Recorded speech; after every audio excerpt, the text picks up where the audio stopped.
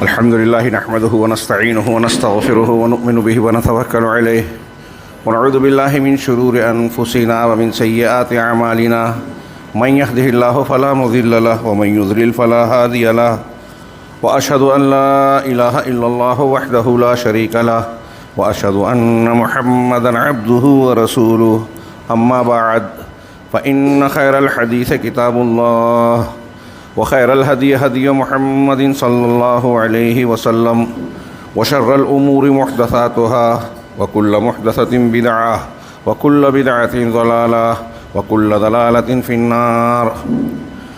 أعوذ بالله من الشيطان الرجيم. بسم الله الرحمن الرحيم. وحاق بآل فرعون سوء العذاب النار يعرضون عليها غدوا وعشيا ويوم تقوم الساعة أدخلوا آل فرعون أشد العذاب. محترم حضرین، ہمارے ایمان کی بنیادوں میں سے ایک بنیاد رکن ایمان آخرت کے دن پر ایمان لانا ہے.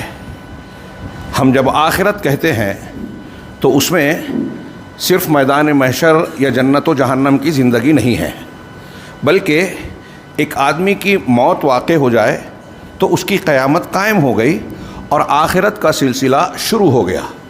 دوسرے لفظوں میں ہم کہیں کہ مرنے کے فوراً بعد ایک انسان کی جو زندگی شروع ہوتی ہے اس کو برزخی زندگی کہتے ہیں. قرآن نے اس زندگی اور دوبارہ زندہ کیے جانے کے درمیان کی زندگی کو برزخ کہا ہے. وَمِن وَرَائِهِم بَرْزَخٌ إِلَىٰ یوم یبعثون. سورہ مومنون کی آیت میں ہے کہ ان کے آگے سامنے ایک آڑ ہے، برزخ ہے. برزخ پردے کو، آڑ کو کہتے ہیں.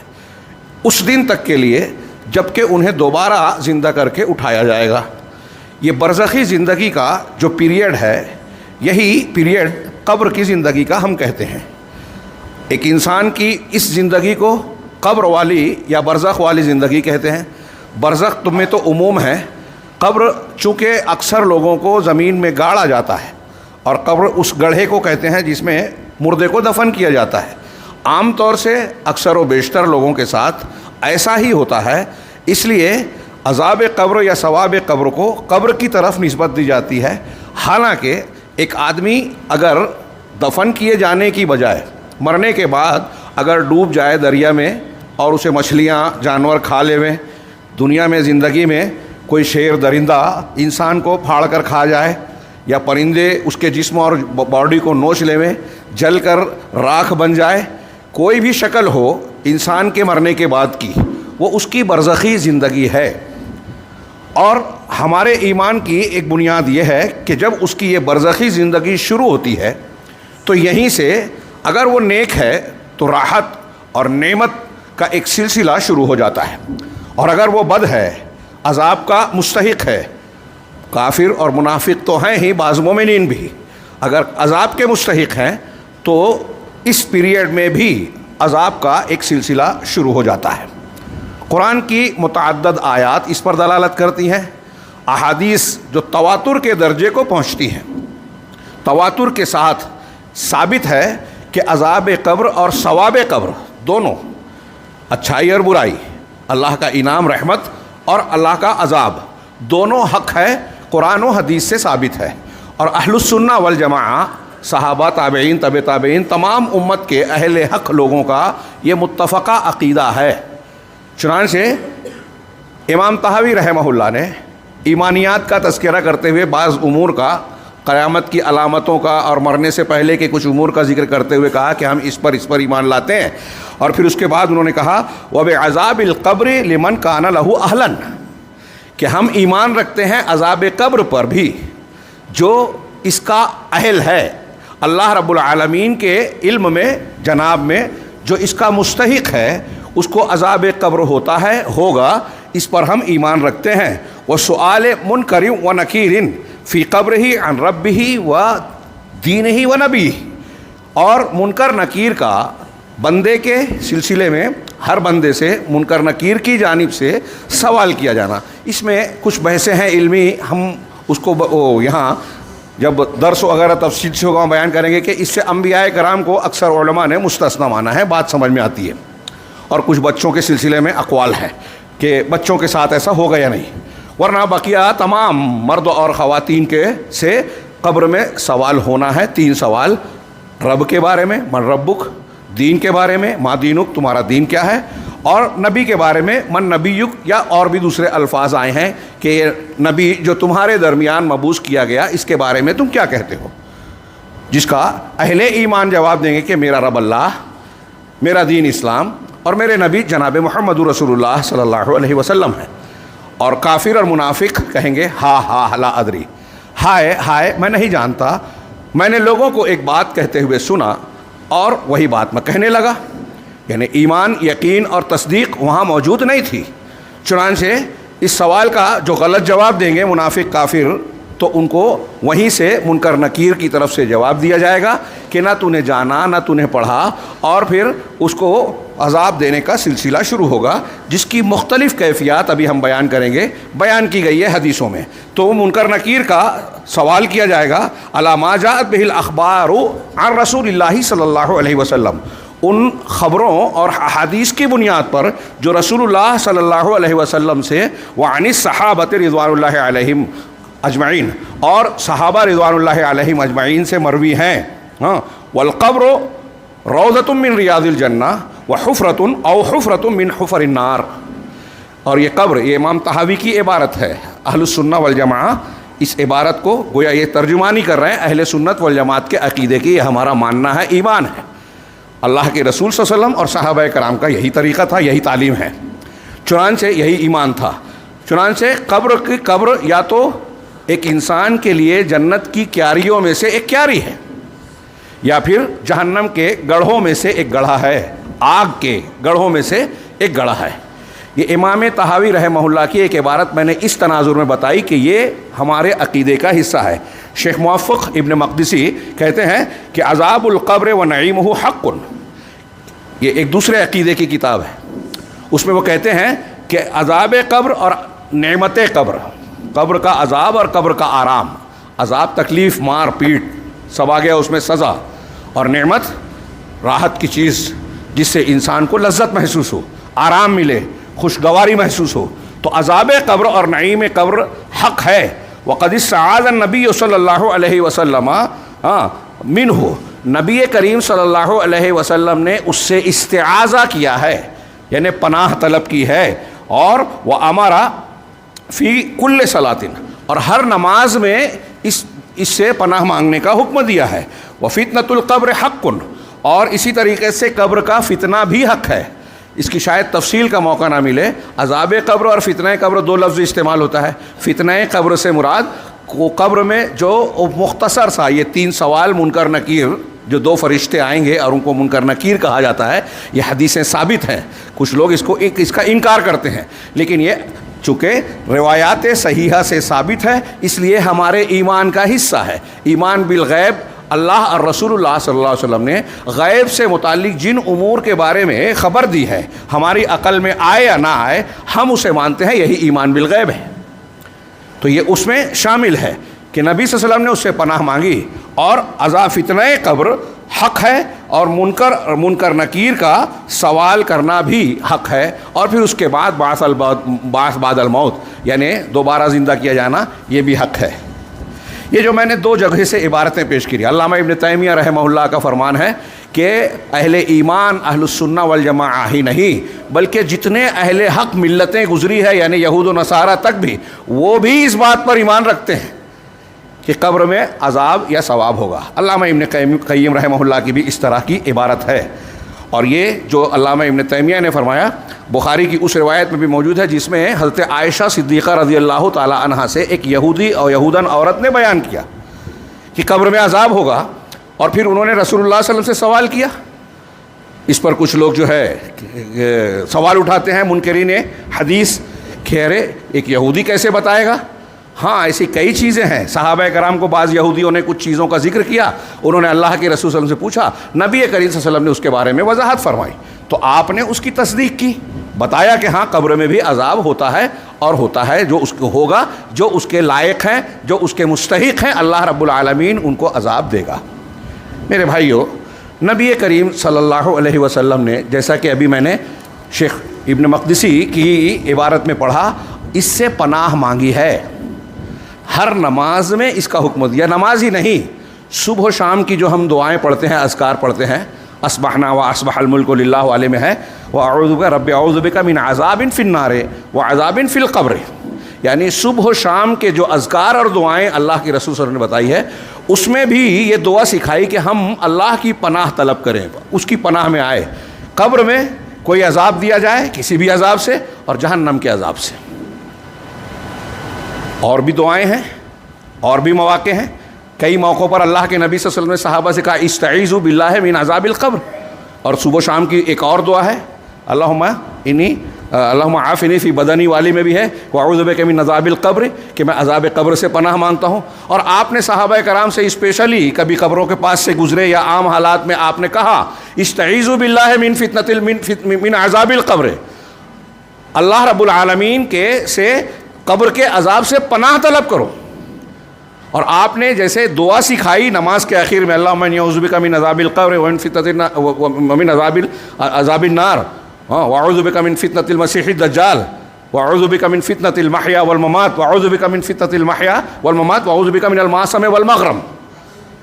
پڑھیے، موقع نہیں ہے کہ میں ترجمہ کروں اور پوری لمبی تشریح کروں. فی الحال صرف اس آج کے خطاب میں خطبہ جمعہ میں عذاب قبر سے متعلق میں ذکر کرنا چاہتا ہوں.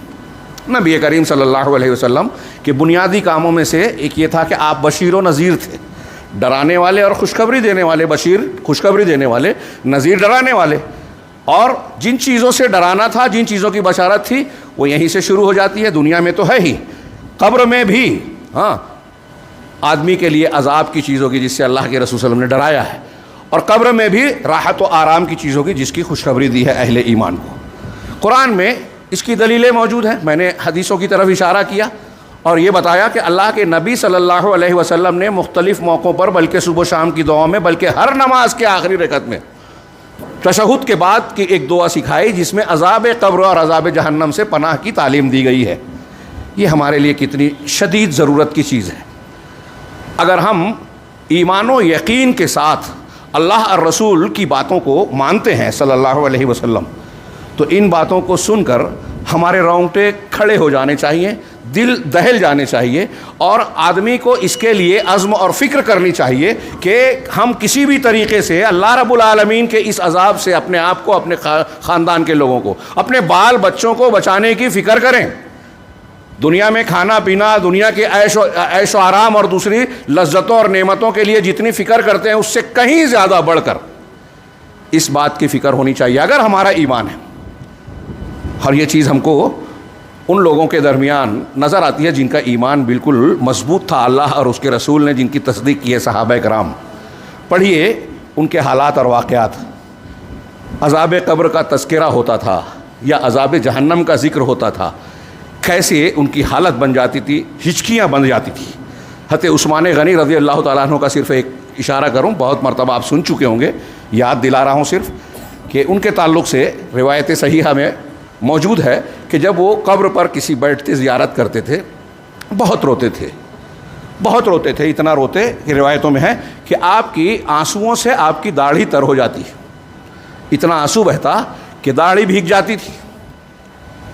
لوگ پوچھتے کہ آپ قبر کے سلسلے میں کیوں اتنا زیادہ فکر مند اور پریشان رہتے ہیں؟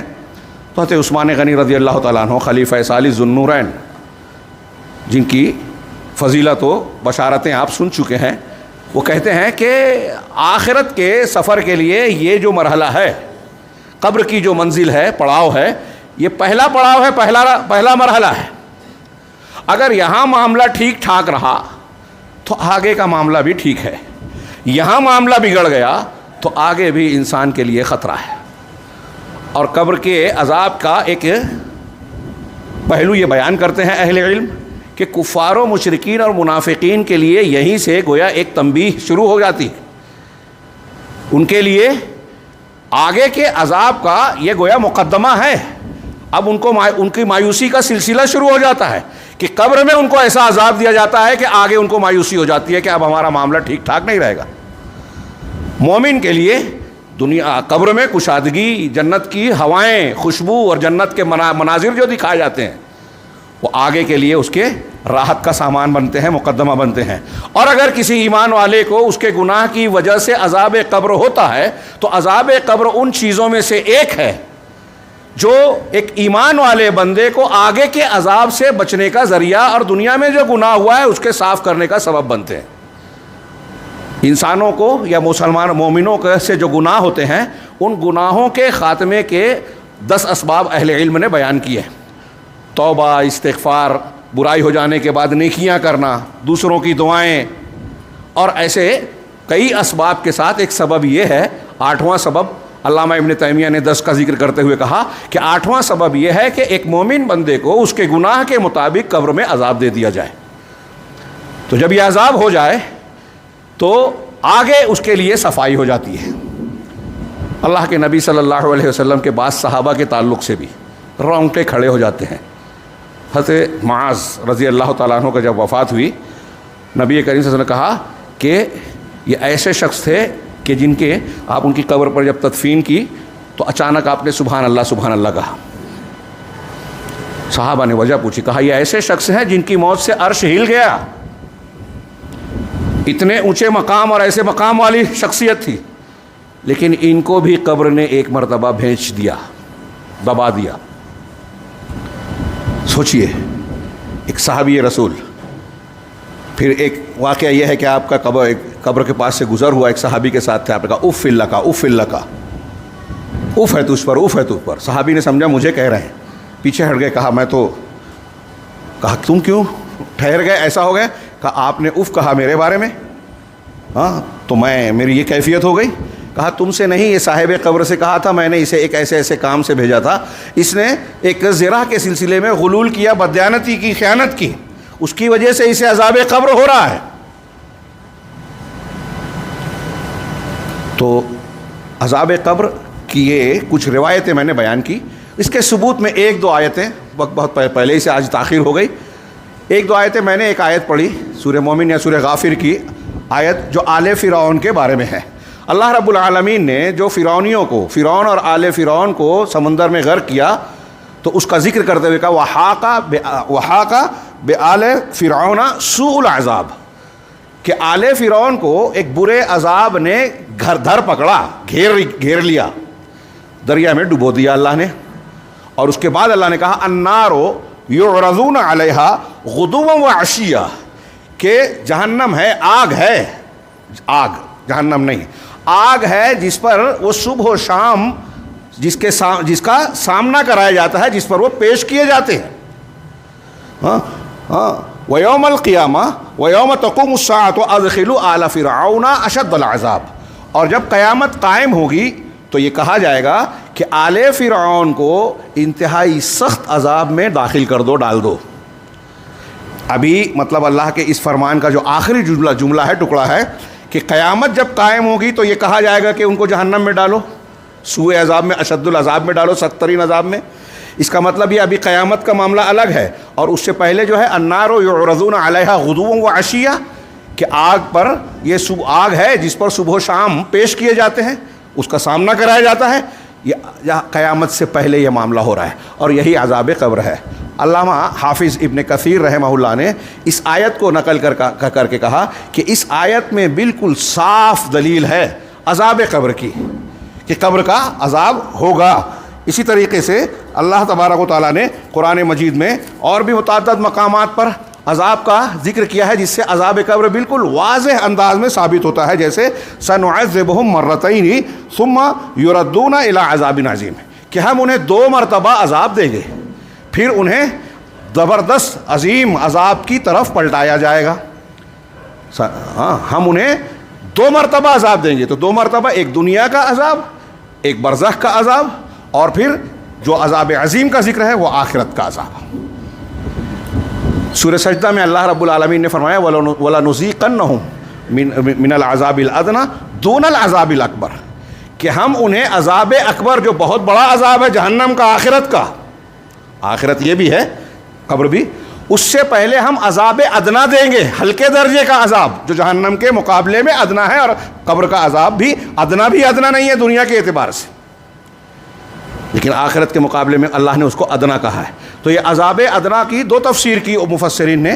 ایک تو یہ کہ دنیا میں انسانوں کو جو مصیبت، پریشانی، زلزلہ، طوفان، سونامی اور مختلف قسم کی پریشانیاں، دقتیں، دشمن کا تسلط جو آج مسلمان بھی بہت ہر جگہ پوری دنیا میں جھیل رہے ہیں، تو دنیا کے عذاب بھی مراد ہیں اہل علم نے کہا، اور قبر کا عذاب بھی کچھ لوگوں نے تفسیر کی. اہل علم کہتے ہیں کہ دونوں مراد لینے میں کوئی حرج نہیں ہے.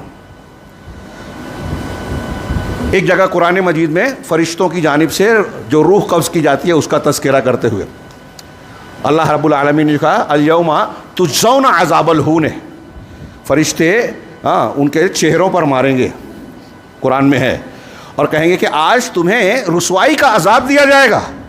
امام بخاری رحمہ اللہ نے اس سے عذاب قبر کا اس بات کیا ہے کہ قرآن کی اس آیت سے قبر کا عذاب ثابت ہوتا ہے. یہ میں دلیل کے طور پر بیان کر رہا ہوں، بہت وقت کم ہے اور پہلے ہی سے دیر ہو چکی.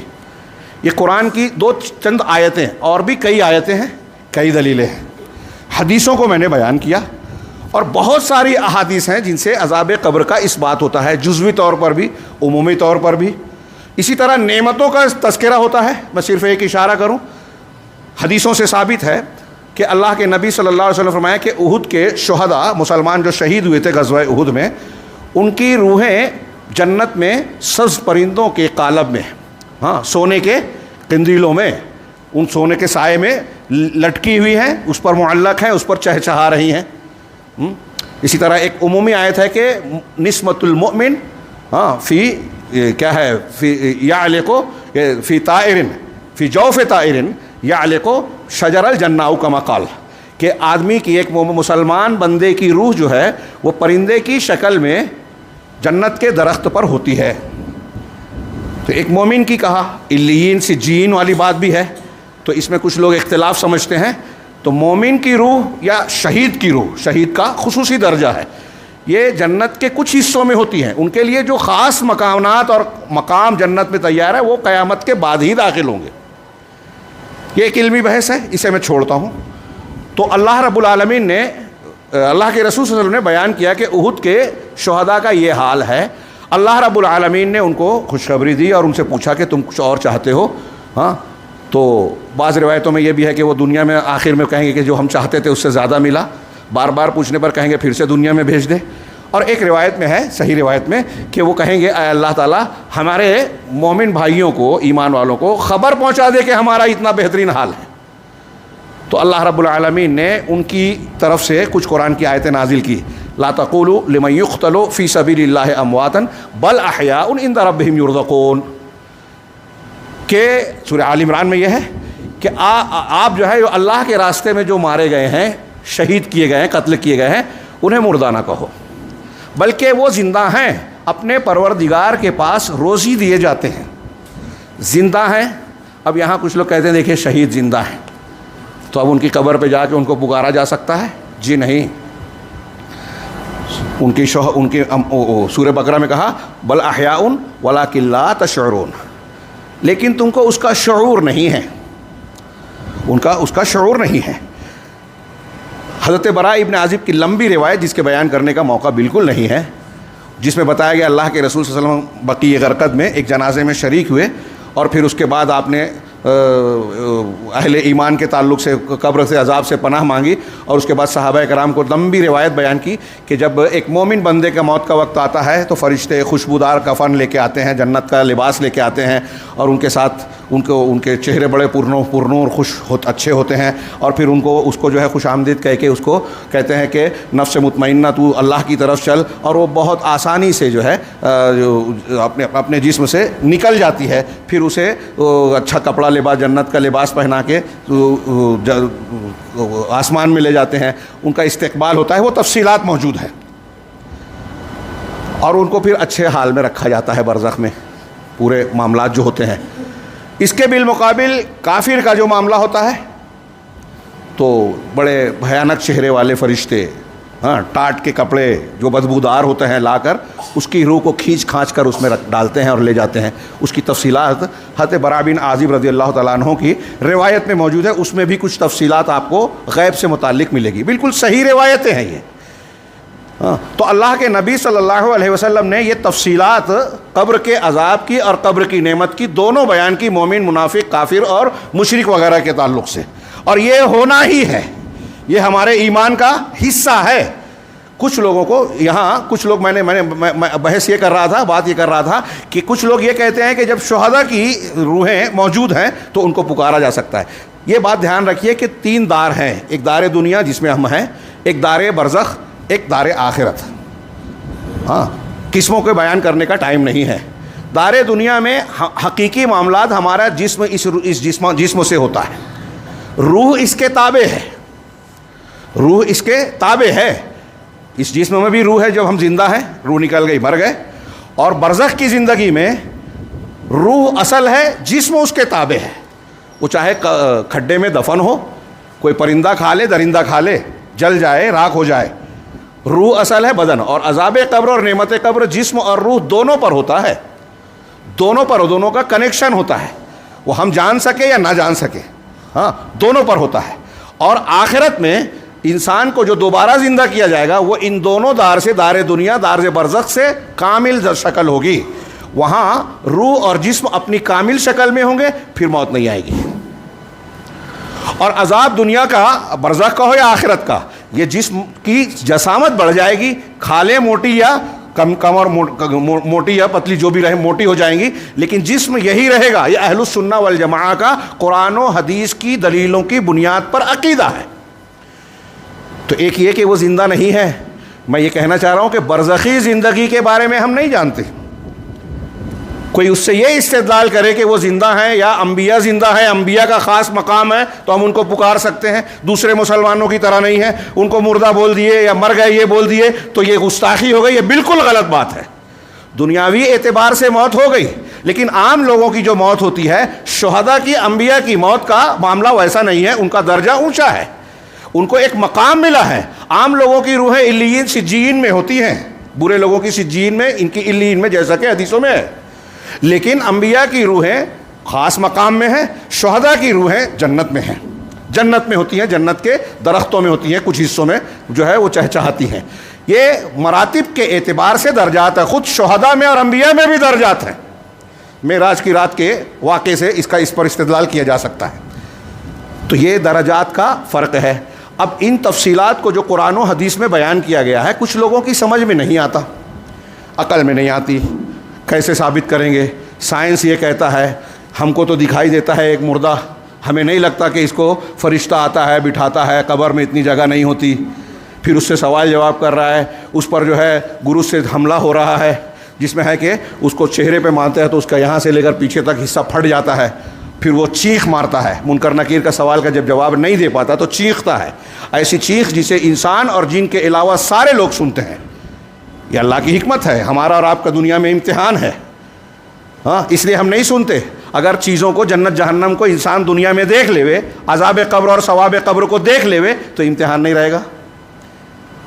تو یہ اللہ کی حکمت سے جڑا، اس لیے انسان اور جنات کو نہیں سنائی دیتا، جانوروں کے ساتھ یہ امتحان نہیں ہے، اس لیے جانور سنتے ہیں، دوسرے سے حیوانات سنتے ہیں، جیسا کہ حدیثوں میں موجود ہے۔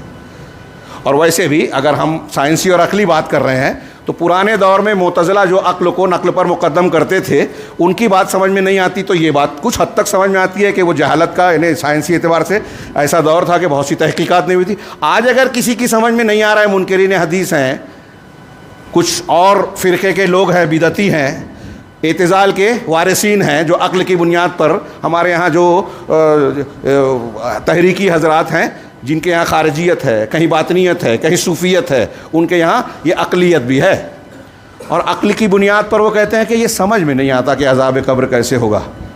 میں نے کئی مقامات پر اس وقت بیان کیا، اہل علم نے سلف سے بیان کیا کہ آپ کے سامنے ایک آدمی سو رہا ہے، بھیانک خواب دیکھ رہا ہے، ڈر رہا ہے، چیخ رہا ہے، چلا رہا ہے، خواب کی حالت میں آپ وہاں بیٹھے ہوئے ہیں، لیکن محسوس نہیں کرتے کہ یہ خواب میں چیخ رہا ہے، دوڑ رہا ہے، بھاگ رہا ہے، چلا رہا ہے۔ تو یہ تو موت، تو نیند تو چھوٹی چیز ہے موت کے مقابلے میں، موت اس سے بڑی ہے۔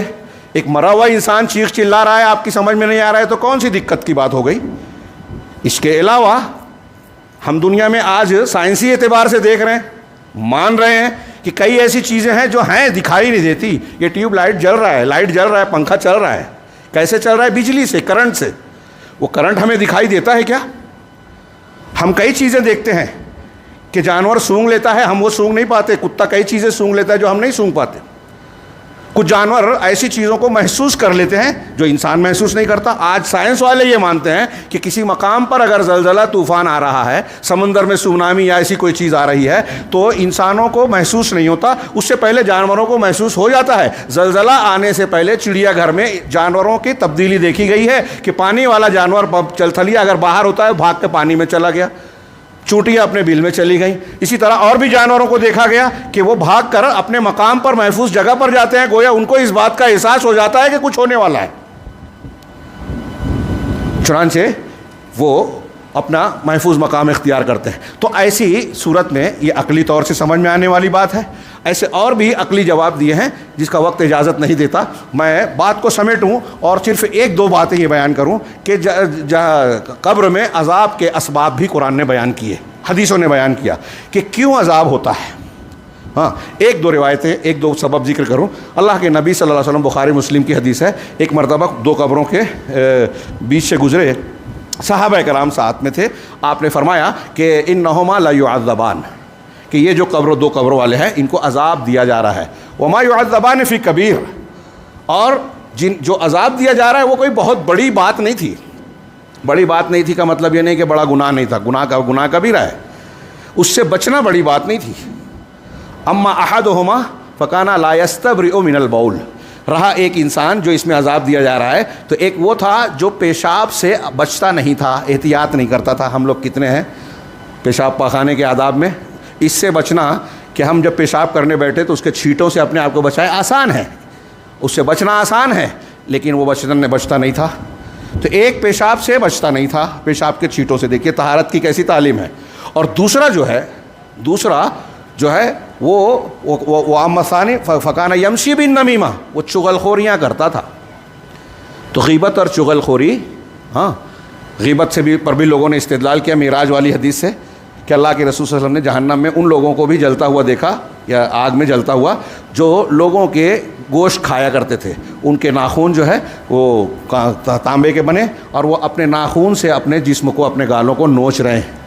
ہاں، حضرت جبرائیل نے بتایا کہ یہ معراج کی حدیث میں جو مناظر بتائے گئے ہیں، بعض علماء نے اسے بتایا کہ وہ ان کو جو جلنے کا یا عذاب ہو رہا ہے یہ عذاب قبر ہے. اس پہ بحث کی جا سکتی ہے، لیکن اہل علم نے کہا اسی میں سود کھانے والا، ابھی میں نے ایک روایت بیان کی تھی خیانت کرنے والا.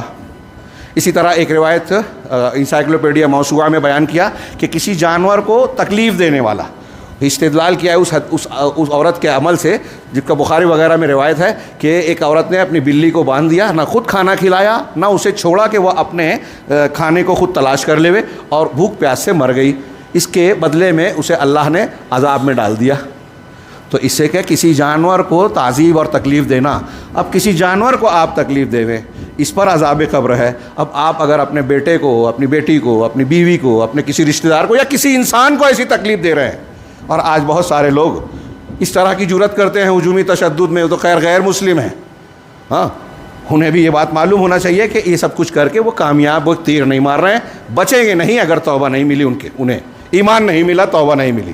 تو یہ اسباب ہیں عذاب قبر کے. چند اسباب کا میں نے ذکر کیا. گناہ، یعنی ان شارٹ ہم کہہ سکتے ہیں اختصار کے ساتھ کہ گناہ ہمارے لیے مسئلہ ہے، اور عذاب قبر سے بچانے والی کچھ چیزیں ہیں. اس کا تذکرہ کرتے ہوئے ایک حدیث کہ جو شخص جمعہ یا جمعہ کی رات میں جس کا انتقال ہوتا ہے اسے کبھی عذاب قبر نہیں ہوگا. یہ جمعہ کی رات میں وفات کی فضیلت ہے، لیکن اس کا یہ مطلب نہیں ہے کہ ایک آدمی شرک اور بدعت کر رہا ہے اور جمعہ کے دن اس کی موت ہو گئی تو آپ کہیں کہ فضیلت والا ہے. ہاں، ہمارے یہاں رمضان کے دنوں میں بھی موت کا لوگ بیان کرتے ہیں، لیکن میں نے کوئی روایت ایسی پڑھی نہیں ہے، میں نہیں جانتا. ہاں، کسی کو معلوم ہو تو بتائیں. لوگ بیان کرتے ہیں. اس کے علاوہ لوگوں کی دعائیں، جیسے مثال کے طور پہ اللہ کے نبی صلی اللہ علیہ وسلم نے فرمایا کہ اگر کسی انسان کے جنازے میں 40 لوگ یا 3 صف اہل توحید کی شریک ہو گئی اور وہ دعا کرتے ہیں اس کی مغفرت کی، تو اللہ ان کی بخشش کرتا ہے. تو مومنین کی دعاؤں سے مرنے والے کو فائدہ پہنچتا ہے. اسی طرح بعض اور اعمال کے بارے میں بتایا گیا کہ صدقہ و خیرات کیا جائے، فلاں اور فلاں عمل کیا جائے، تو اس کے ذریعے سے جیسے آدمی کے مرنے والے کے اولاد جو ہے وہ دعائیں کرے، نیک اولاد، یا وہ جو ایسا کام کر کے گیا ہے کہ مرنے کے بعد بھی لوگ اس سے فائدہ اٹھا رہے ہیں. کنواں کھدایا, مسجد بنائی, بورنگ بنائی, درخت لگایا جس سے سائے میں لوگ بیٹھتے ہیں, پرندے یا لوگ پھل کھاتے ہیں, تو جب تک اس سے فائدہ اٹھایا جاتا رہے گا اس کو بھی اجر و ثواب ملے گا. تو ایسی نیکیاں, استغفار, مومنین کی مغفرت طلب کرنا. اللہ کے رسول صلی اللہ علیہ وسلم قبر کی تدفین کے بعد کہتے تھے اسألوا لہ التثبیت فإنہ الآن یسأل, کہ آدمی جو قبر میں دفن کیا گیا ہے اس کے لیے ثابت قدمی کی دعا مانگو, اس لیے کہ ابھی اس سے سوال کیا جائے گا. اس لیے مسلمانوں کو تدفین کے بعد تھوڑی دیر رکنا چاہیے, دعا کرنی چاہیے, مغفرت کی دعا, اجتماعی نہیں, اپنی اپنی دعا کریں. ہاں, یہ دعائیں کرتے رہنا چاہیے. یہ عذاب قبر کوئی معمولی چیز نہیں ہے. میں اس کے مختلف پہلوؤں کو بیان کرنے کی تفصیل میں وقت ختم ہو چکا, زائد ہو چکا, لیکن یہ عذاب قبر کے تعلق سے جو بھیانک مناظر بیان کیے گئے ہیں وہ رہ گیا ہے. اس کا تھوڑا سا اشارہ کروں کہ میں نے ابھی بتایا منکر نکیر, کافر, مشرک, منافق ہے جس کو عذاب دیتے ہیں, جو صحیح جواب نہیں دے پائے گا, ہاں اس کو ماریں گے, اس کو پھاڑیں گے, یہاں اس کے کیا نام ہے جبڑے سے لے کے اس کے کان کی لو تک, آگے سے لے کے پیچھے تک پھٹ جائے گا, سینہ پھٹ جائے گا, پھر جڑ جائے گا, وہ چیخے گا, اور اس کی چیخ و پکار کو انسان اور جینوں کے علاوہ سارے حیوانات سن سکتے ہیں, سنتے ہیں. اللہ کے رسول صلی اللہ علیہ وسلم نے فرمایا لولا اللہ تدافنوا لدعوت اللہ ان یسمعکم من عذاب القبر, کہ اگر ایسا نہیں ہوتا, یہ صحیح مسلم کی ایک روایت کا ٹکڑا ہے, کہ تم اپنے مردوں کو دفن کرنا چھوڑ دو گے, اپنے مردوں کو دفن کرنا چھوڑ دو گے, تو میں اللہ تعالیٰ سے یہ دعا کرتا کہ تم کو عذاب قبر کی وہ چیخ و پکار اور آواز سنا دے وے, جو وہ چیخ و پکار سنا دے وے. بعض روایتوں میں ما اسمعو, جو میں سنتا ہوں. یعنی کیا مطلب کہ اگر ہم وہ چیخ پکار سن لے نا تو ڈر اور دہشت کے مارے اپنے مردوں کو قبر میں دفن ہی کرنا چھوڑ دیں گے. اور روایتوں میں ہے فرشتوں کا گرز مارنا اور پھر اس کے نیچے سے آگ بچھانا, آگ کا لباس پہنا دینا. جو جہنمی ہے اس کو روزانہ جہنم کا منظر دکھایا جائے گا, جس کی شدت اور حرارت اس کی لپٹیں اس کو گرمی پہنچاتی رہے گی. اور جو نیک صالح ہے جس کا جنت والا مقام ہونے والا ہے, اس کو جنت کا منظر روزانہ دکھایا جائے گا. جہنم دکھا کے بتایا جائے گا کہ اللہ نے اس سے بچایا تمہیں, اور جنت بتا کر اس کی قبر کو کشادہ کیا جائے گا. اور اس کے بالمقابل جو گنہگار ہوگا اس کی قبر کی دیواریں اس کو جو ہے بھینچیں گی. یہاں تک کہ حدیث میں ہے اللہ کے رسول صلی اللہ علیہ وسلم نے انگلیوں کو انگلیوں میں ڈال کر اشارہ کیا کہ اس طرح سے اس کی پسلی کی ہڈیاں ایک دوسرے میں پیوست ہو جائیں گی, پسلی کی ہڈیاں مل جائے گی ایک دوسرے میں, اور آگ کا عذاب ہوگا. اب یہاں کچھ لوگ سوال کرتے ہیں عقلی بنیاد پر کہ ایک ہی گڑھے میں ہمیں تو نہیں محسوس ہوتا. اب ایک مردہ دفن ہے, کافر ہے, مشرک ہے, لیکن وہ آگ میں جل رہا ہے تو ہم کو گرمی محسوس ہونی چاہیے. ایسا ضروری نہیں ہے. وہ آگ دنیا کی آگ والا معاملہ نہیں ہے.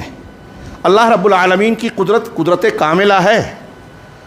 شاہ ولی اللہ کہتے ہیں کہ اس کو یوں بھی سوچ سکتے ہیں کہ فرض کیجئے کہ اگر مثال کے طور پہ ایک آدمی کے لیے سانپ کے ڈسنے سے 1 گرام زہر اگر جسم میں جاتا ہے تو اس کو درد اور تکلیف کیسی محسوس ہوتی ہے.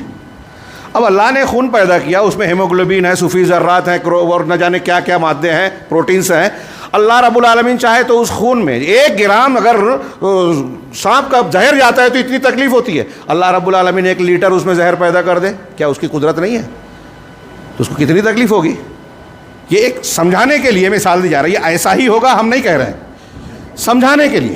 اور اللہ رب العالمین کی قدرت اور وہ دور, وہ معاملہ تو ایسا ہے کہ ایک ہی قبر میں ایک آدمی اگر ایسا ہے جس کو عذاب ہو رہا ہے, وہ جل رہا ہے, اور اس کو فرشتے مار رہے ہیں, ہاں اس کو آگ کا لباس پہنایا جا رہا ہے, اس کی قبر اس کو بھیج رہی ہے.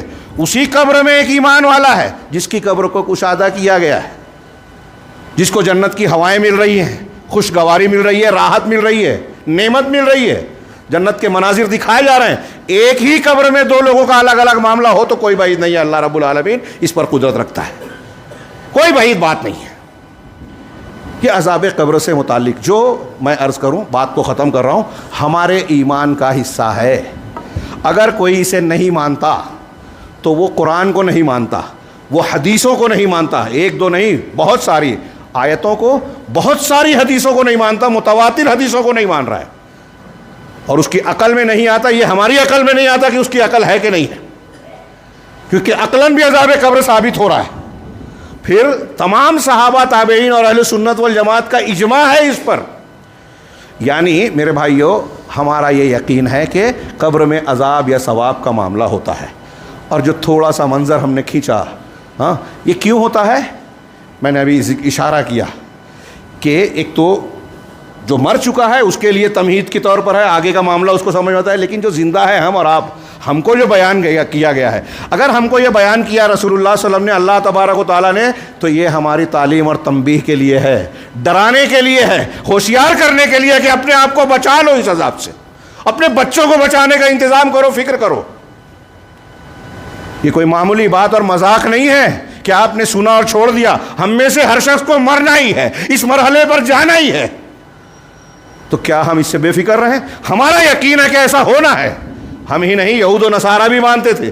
اگر قبر میں ایک آدمی کہتا ہے، ہمارے یہاں کچھ لوگ اصول بنائے ہیں، معاف کیجیے گا تھوڑا دیر ہو گئی، اصول بنائے کہ اخبار احاد سے، ایک ہوتی ہے متواتر حدیث، ایک ہوتی ہے خبر واحد. متواتر ایسی حدیث کو، روایت کو کہتے ہیں جس کو نقل کرنے والے ہر دور میں اتنے سچے ثقہ راوی ہوں، تعداد میں اتنے زیادہ ہوں کہ سب سے غلطی ہونا یا سب کا مل کر جھوٹ بولنا ممکن ہی نہیں ہے، عقلاً بھی عادتاً بھی محال ہے.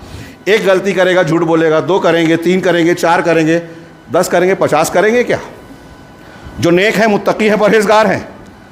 تو متواتر حدیث اس کو کہتے ہیں. قرآن پورا کا پورا ہمیں تواتر سے ملا ہے. تو متواتر اور آحاد میں اس روایت اور سند کا فرق ہے.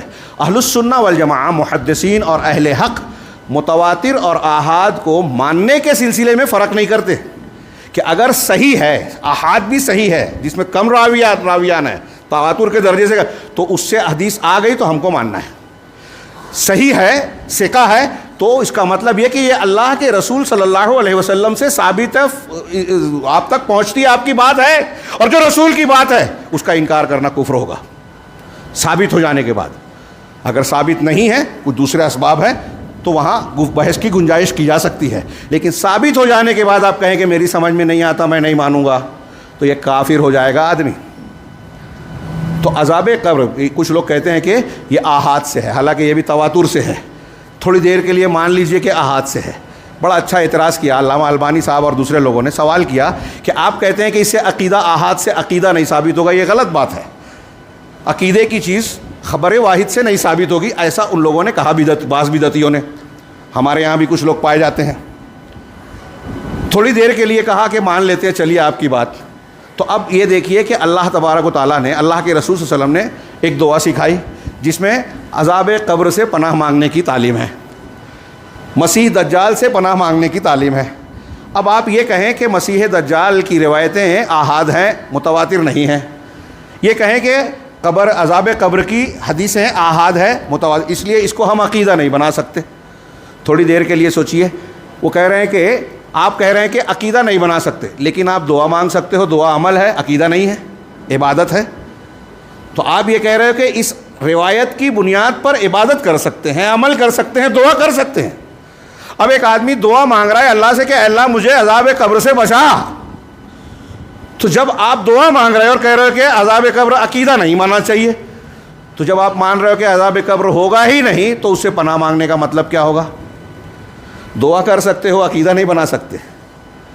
تو جب آپ پناہ مانگ رہے ہو اس کا مطلب وہ ہے اور عقیدہ ہے کہ عذاب قبر ہوتا ہی نہیں ہے. تو جب ہوتا ہی نہیں ہے تو پناہ مانگنے کی کوئی مطلب رہتا ہے کیا؟ کتنی بیوقوفی کی باتیں ہیں. تو یہ بدعتیوں کا ایسا ہی معاملہ ہوتا ہے. جو لوگ کہتے ہیں نا کہ ہم عقل کی بنیاد پہ مانتے ہیں، وہ سب سے بڑی بیوقوفیاں کرتے ہیں. عقلی بنیاد پر فقہیات کو ماننے والوں کو دیکھیے کہ وہ قرآن و حدیث کی باتیں، جو قرآن و حدیث کی جو عقل کے مطابق ہے، اس کو رد کر دیتے ہیں. قرآن و حدیث کی جو صحیح باتیں ہیں وہ عقل کے خلاف نہیں ہیں، عقل کو حیرت میں ضرور ڈالتی ہیں. اب اگر کوئی بات عقل میں نہیں آتی تو یا تو عقل میں کمی ہے یا وہ روایتیں صحیح نہیں ہیں. اگر قرآن و حدیث صحیح ہے تو عقل کے مطابق ہوگی. ہو سکتا ہے انسان کی آج سمجھ میں نہیں آ رہی ہے.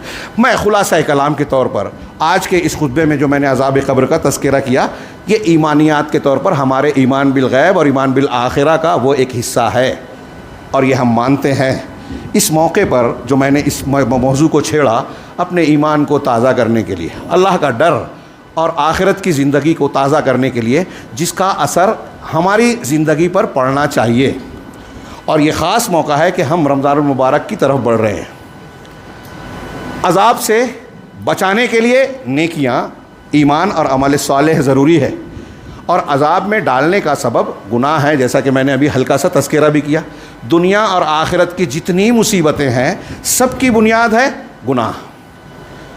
شرک اور کفر سب سے بڑا سبب ہے، بدعت و خرافات، گناہ کبیرہ اس کے بعد درجہ بدرجہ ہیں، پھر صغیرہ گناہ۔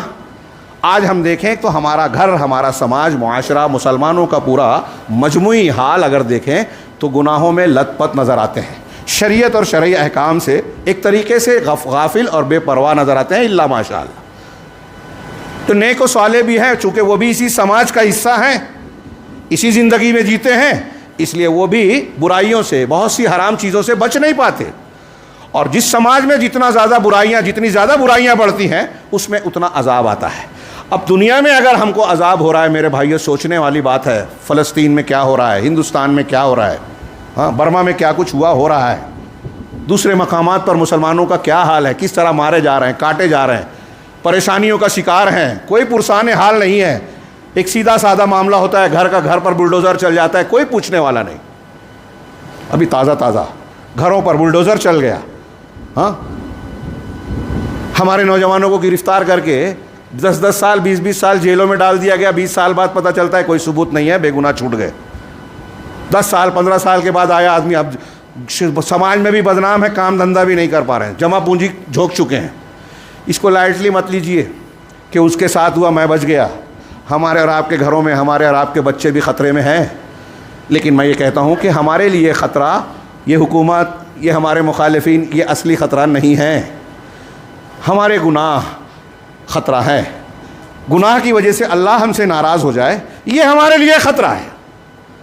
اس خطرے سے بچانے کا سب سے سہانا پیریڈ اور موسم ہے رمضان المبارک۔ ہم ابھی کچھ دن قریب رہ گئے ہیں، اس لیے رمضان المبارک کا فیض حاصل کرنے کے لیے، اس کی برکتیں، فضیلتیں، رحمتیں حاصل کرنے کے لیے ابھی سے اپنے ذہن و دماغ کو تیار کرنا چاہیے، استقبال کے لیے تیار رہنا چاہیے، توبہ استغفار کر۔ رمضان سے بہتر اپنے سدھار اور اصلاح کا اور کوئی نہیں ہے، لیکن ہمارے یہاں اس پیریڈ میں بھی لوگ، عادت ہے، اب عادتیں تبدیل کرنا مشکل ہوتا ہے، تھوڑی موڑی چینجنگ آ جاتی ہے سونے جاگنے میں، کھانے پینے میں رمضان المبارک میں، لیکن معمولات ویسے ہی رہتے ہیں۔ اور پھر رمضان کے اخیر میں اگر کوئی صاحب ایمان ہے تو اس کو یہ دکھ ہوتا ہے کہ ہم نے بہت وقت ضائع کر دیا، اور بہت سے ایسے ہیں کہ جنہیں یہ دکھ بھی نہیں ہوتا کیونکہ انہیں احساس بھی مر چکا ہے۔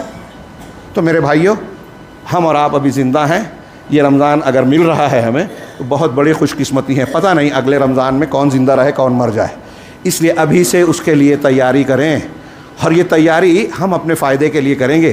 رمضان کے روزوں کی فرضیت کے ساتھ اللہ نے کہا لعلکم تتقون، اس کی تفصیل آپ پڑھیں گے، ایک ترجمہ یا ایک مفہوم کہ تاکہ تم بچ جاؤ، تو بچ جاؤ اللہ کے عذاب سے، بچ جاؤ گناہ سے، بچ جاؤ عذاب قبر سے، بچ جاؤ دنیا کے عذاب سے، بچ جاؤ آخرت کے عذاب سے۔ اس کی تیاری کرنی چاہیے ہمیں۔